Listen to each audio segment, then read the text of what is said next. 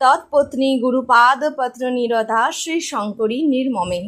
রবিবারে জার্নিটা শুরু করেছিলাম মা হংসেশ্বরী মন্দিরে পুজো দিয়ে। মায়ের মন্দিরে এত সুন্দর শান্ত পরিবেশ, একদম মন কেড়ে নেবার মতো। হুগলি জেলার বাঁশবেড়িয়ায় এই হংসেশ্বরী মন্দিরটি 1799 সালে রাজা নৃসিংহদেব এর নির্মাণ কাজ শুরু করেছিলেন, কিন্তু দুর্ভাগ্যবশত 1802 সালে এই মন্দিরটির নির্মাণ কাজ চলাকালীনই তিনি মারা যান এবং পরবর্তীকালে তার স্ত্রী শঙ্করী দেবী এই মন্দিরটির নির্মাণ কাজ পরিপূর্ণ করেন। এই মায়ের মন্দিরটি দেখতে পদ্মফুলের কুঁড়ির মতো এবং এখানেই পূজিত হন মা হংসেশ্বরী অর্থাৎ মা কালীর আরেক রূপ।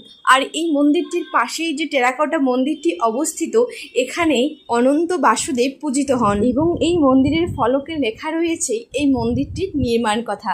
শাকাব্দে রসো বন্যী মৈত্র গণিত শ্রীমন্দিরং মন্দিরং মক্ষদ্বার চতুর্দেশের শ্যামং হংসেশ্বরী রাজিতং ভূপালেন নৃসিংহদেব কৃতিনারাধ্যং তদাকনুনা তৎপত্নী গুরুপাদ পত্র নিরতা শ্রী শঙ্করী নির্মমে।